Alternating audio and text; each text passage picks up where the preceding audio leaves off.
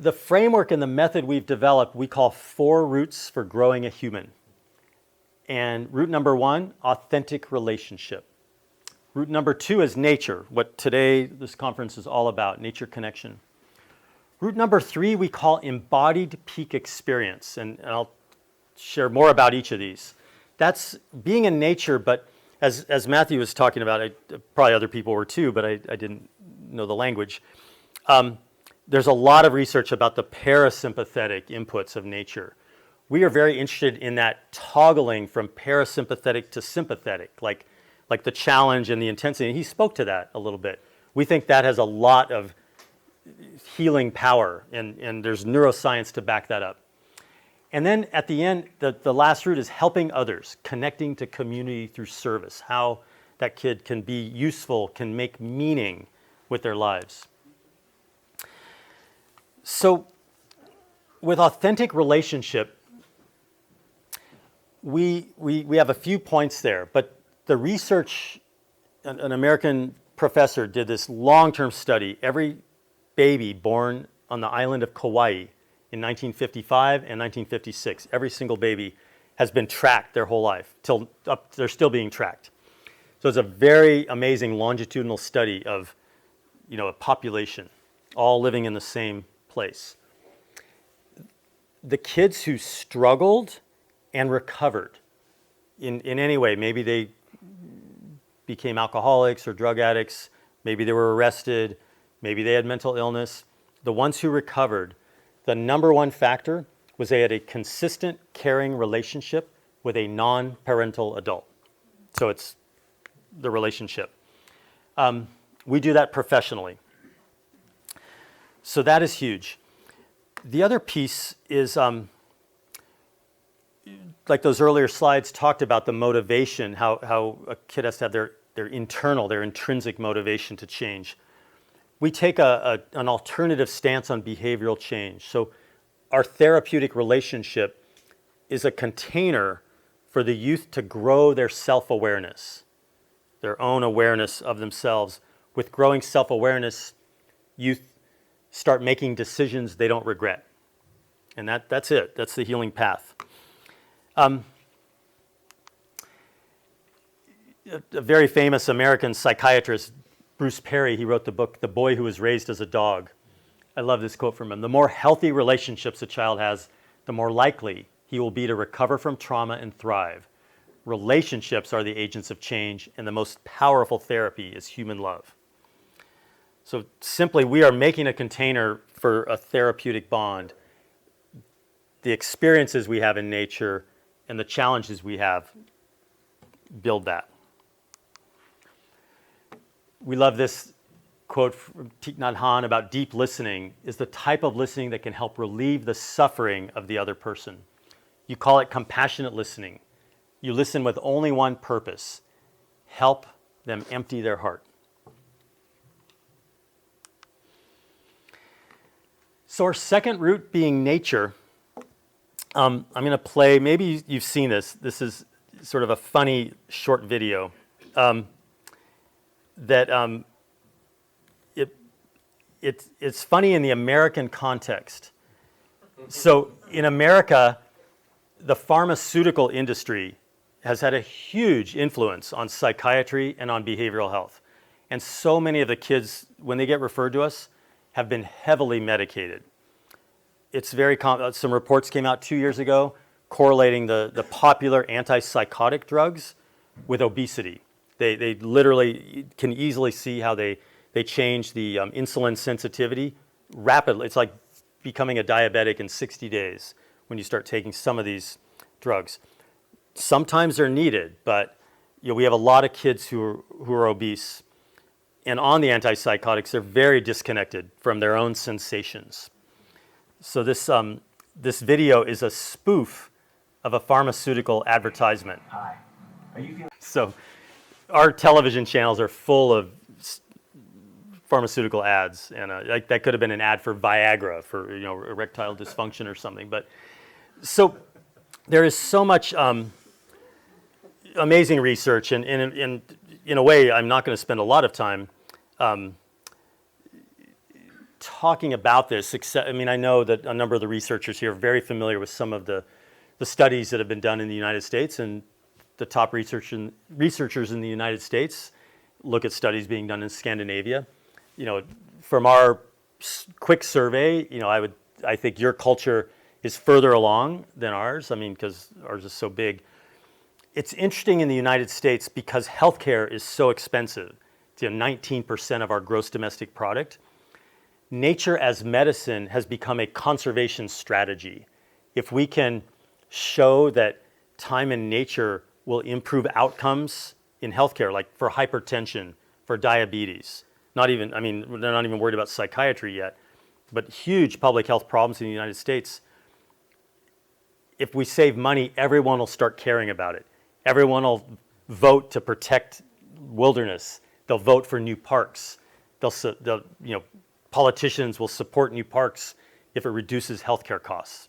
So there's a lot of interesting research and government funding for that research about like the biomarkers of stress, you know, that I know some of the people today referenced about, reducing cytokines and DHEA and improving vagal nerve tone and all of those things. And we work with some of the people that are doing that research. I mean, Paul and Johanna met Dr. Nushin Razani in Oakland. She's done one of the randomized controlled trials, looking at how much time families spend in nature and their health outcomes over the course of a year.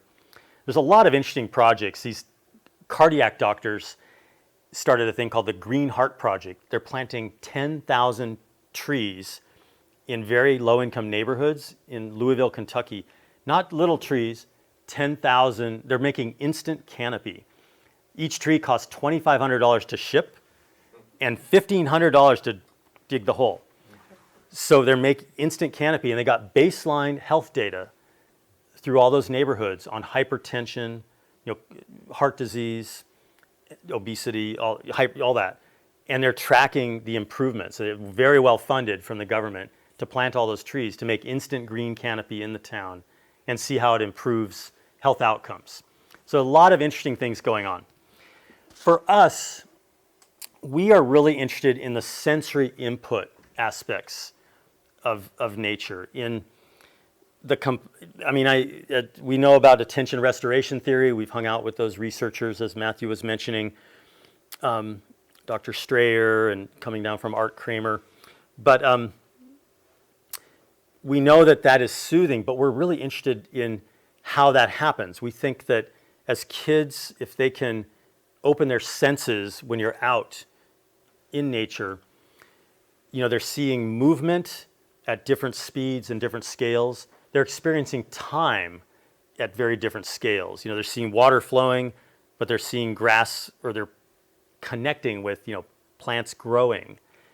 Their own bodies have that same thing, the same different scales of, you know, their blood's pumping, their heart's beating, but their cells are growing just like a plant's. And it's not something to talk about. It's just something we think that if they can be present there and have, you know, we guide them through different exercises to open their senses, there's that interchange. And we think that's very powerful.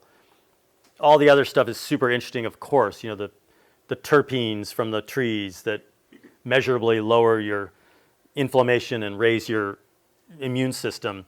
That's all great. But we're very interested in the sensory inputs neurologically. So you heard a lot about nature research today, and like I say, there's good. You know, the journals are publishing the European papers and the American papers in the same journals, so that's great.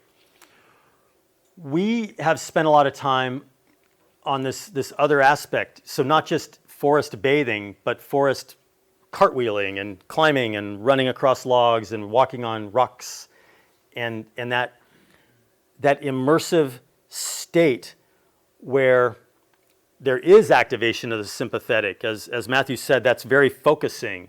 So you're walking a log, especially if you're out of your comfort zone walking a log. You're not thinking anymore. You are in the moment. You are here and now. It's a little bit of risk. You could fall into the creek. With the kids we're working with, we might have to hold their hand when they're walking that log. But here's what we noticed. So many of the kids we work with, when they come to our program, they literally have a posture like this, like kind of a beat down posture. They won't even look up that much. They're just, and we do these weekly sessions with these embodied challenges. And 2 months later, their whole position changes, their posture, they look up, they might have energy in their step. And this is correlating with behavioral improvement, their ability to regulate their emotions, their ability to have a bad day and still deal with it, to face setbacks and challenges or resilience, and their relationships with their family. All are improving at the same rate that their kinetic and embodied confidence is changing. And we're very interested in this. I, as a movement guide, I was a climber and a professional dancer, very interested in this. And in some of the dance training I've had, helps me look for these qualities, the kinetic improvement. So yes, this is our home area. We have beautiful cliffs. We can do that. But a lot of the kids we work with, this would be like 3 years into treatment. This is actually a summer camp kid, not an emotionally disturbed kid. But we do this kind of edge stuff, youth on the edge. I thought it was a good image. So I'm going to play a short video. Let me look at my time. Okay, not too late. We did a series of videos during the pandemic to bring information to kids when they weren't coming to school. And this video is called Playing with Balance. And I'm actually, just to wake you all up, before I play the video, I'm going to ask you to do one interactive thing in my talk. So I'm going to encourage you to stand up and just orient to where you are in space, and you might want to know where there's a chair to put your hand on, because I'm actually going to invite you to challenge your balance. And this might help for your drive home. It might wake you up a little bit. So just get comfortable and feel your legs, feel your weight on your legs. Take a deep breath in. Long exhale out. I invite you to close your eyes. Shift the weight over to your right foot. So move your hips over to your right foot. Gently raise your heels so you're just on your left toe, and then raise your foot off the ground. Okay, wow, very good balanced group. All right. It's somewhat challenging. Okay, one breath there.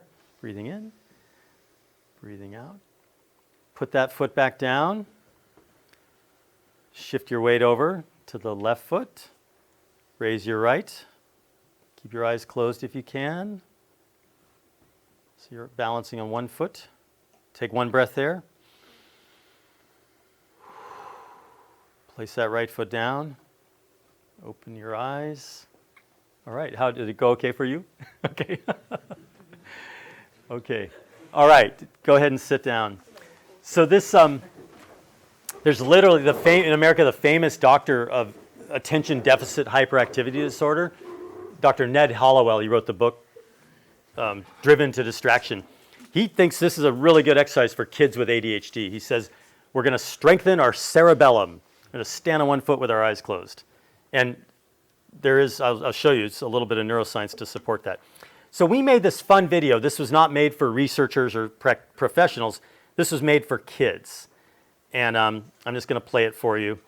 And it's about this concept. But again, it's made for youth to encourage them. Work well. I'm still, until it doesn't. Yeah.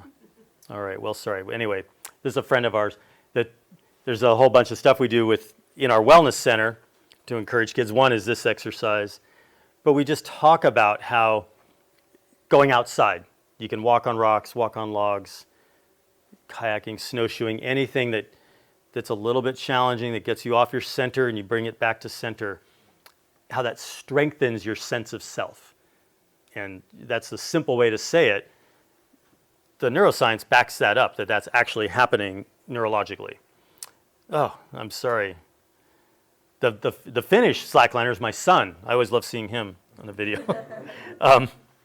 So All right, well, maybe we'll hear the music and I'll flip back to it. Sorry about that. I didn't think I could download it, and I thought it would play off the, all right, go back to full screen. Now we know how to find it. Yes, you do. Thank you. Thank you. Gateway Mountain Center Wellness Channel. Okay, so we go to the International Trauma Conference in Boston every year and have gotten to present our work there. And that's run by Bessel van der Kolk. Wrote an amazing book called The Body Keeps the Score. This last year, it was co-led with Dr. Ruth Lanius from University of Western Ontario. She has done many brain scans on adults who had early childhood trauma. And I first met her because she was, her top grad student was co-presenting with a group of therapists who had developed an indoor therapy that was all about this. It's called sensory motor arousal regulation treatment. And the neuroscientists were showing their brain scans to support seriously emotionally disturbed kids in padded rooms, spinning and jumping and bouncing and rolling and falling and getting up, and that's a very useful therapy. But I was so excited, so I was like, I think this would work better outside. And I already had videos of kids going from here to here, you know, that I was showing around the hall. And I'm like, that's it, the neuroscientists tell us what we're doing. Perfect. So in these scans, and I'm not going to go too deep into this, but you can, and in the resource links we have links to these papers if you really want to study it. But our brainstem takes in so much of the sensory input. So the vestibular seeds, there's the ear structures, but those feed into the brainstem inputs, the vestibular seeds in our brain. The sensory motor and the proprioceptive all come together at the top of the brainstem, modulated by the insula and then connecting to the rest of the brain. So that is why balance, challenge affects our emotional regulation. They see that. I know that brain scan science is still early, so you know they might say something different in the near future, but so this is how it's supposed to work. When they have done these brain scans on adults who had early childhood trauma, they see very weak connectivity. And there's more boring slides that have like many brain scan photos, but you see a gap between the brainstem and the insula, the connections are very weak. This network is the default mode network where when we're at rest, when we're not in a focused attention. And a way to think about that is where our sense of self resides. And these children we're working with, you could say non-scientifically that they have a weak sense of self, or a fractured sense of self, or a wounded sense of self. You perceive that, like they trigger, they become dysregulated, and the therapeutic path is to strengthen that sense of self. And then they can regulate their emotions, they can develop relationships, they can face setbacks and challenges. So the growing theory, it's early in this theory, is that, and that's what they do in the padded rooms, that carefully supported, like the therapist is with the kid in the padded room, we are with the kid walking across the creeks on logs. Carefully supported balanced vestibular activation can strengthen those weak connections over time. So yes, we want the funding to do brain scans on our kids pre and post a year later, but it's what we see. We feel that this definitely could be the case. Integrating all the multisensory aspects helps somebody understand their own mental constructs and their responses to surroundings that comply with situational demands. So I love this slide, the embodied self. And this is the healing path, is to try to strengthen those neurologic connections. So we haven't seen a lot about this. Like I say, most of the research is all about the rest and recover, rest and digest, parasympathetic. We think that this going from sympathetic, it's a little bit scary, I might fall, to succeed, or even like it's too scary, I'm going to step back, take some deep breaths, we'll try it next week, that helps growth, that helps healing, that helps treat trauma. Our final root, helping others. Connecting to community through service. One of our first clients, and really reflecting on this, the work with this young woman completely informed coming up with this framework, because I thought about 2 years of working with her. It was one of our first clients. She had had 6 suicide attempts and 11 hospitalizations. And it was very unlikely, like this mountain guide man, me, and she was from Mexico, obese, and I don't know if you know what goth is, like black, everything black boots, black makeup, and everyone gave up on her. Like the therapist wouldn't work with her, the psychiatrists went crazy themselves. And the school psychologist said, right when we started our program, we did not anticipate that we would be given some of the most challenging cases. That wasn't in the plan, but it's what happened. And it's why today the government supports us, because we worked with some of the most challenging kids and we had success. And she was one of them. Her name is Gardenia. But I found some commonality. What do you love to do? She loved to draw. So yes, we bought all these art supplies. We went and we drew plants. We went into the forest and we did nature journaling. But one day we had to, she forgot an appointment with the behaviorist that she had to go to. I said, let's take a shortcut. And so we walked across the valley and we ended up, I said, we might get our feet a little wet. And it was our second session. So all I did was grow a little bit of the barest bit of trust journaling in a cafe so she would go on a walk with me. We're walking in the water and then it gets deeper and deeper and we're up to here in a swamp. And she trusted me and she went through all the things like a teenage girl, I'm ruining my clothes, my mother's gonna kill me. I'm oh, they'll wash, they'll dry, you'll be okay. And she dropped into the zone. Just like, a rich person that I take ice climbing, she might as well have been on the side of a mountain, a super overweight girl wading through a swamp. And I got it. This is her flow state. This is her peak experience. We got to the river, it was all flooded, and she's like, is there a bridge? She's like, wait, we can't get any wetter. And she led the way across the river. And we were eye level with the ducks. So we did more and more challenges. I bought chains for her boots and we went on ice hikes. She ended up rock climbing eventually. But a year later, actually about 8 months into it, her psychiatrist called me and he said, this is going well. Are you going to keep working with her? If you're going to keep working with her, we'll take her off the medication. She had been medicated since she was 10 years old. Her history was so classic. When she was 5, she was a witness to an older cousin getting raped. She was in the room. And it was horrible for the older young woman, but it's especially horrible for a 5-year-old powerless, right? That's the worst trauma. And she had all the her diagnosis was borderline personality disorder. So he took her off the medication. We kept doing the adventures, and then she said, "I need to get a job." And I was like, "Let's get. I'll help you get a volunteer job. Or you should get a." I didn't even say it that way. I said, "I recommend. I can coach you. Go get a volunteer job with a well-regarded nonprofit." So I started picking her up from school every week, and then in between I would take her on a walk, but just taking her to the volunteer job. And it was distributing food to hungry people. And she spoke Spanish, so she was very helpful. Every Tuesday she would go home with 2 bags of groceries, some for her cousin's house, some for her house. She went from being the drama kid, problem kid, mentally ill kid, to bringing food home. And everything changed for her family's view of her. She ended up losing 90 pounds, and she works full-time as in the kindergarten as a teacher's aide.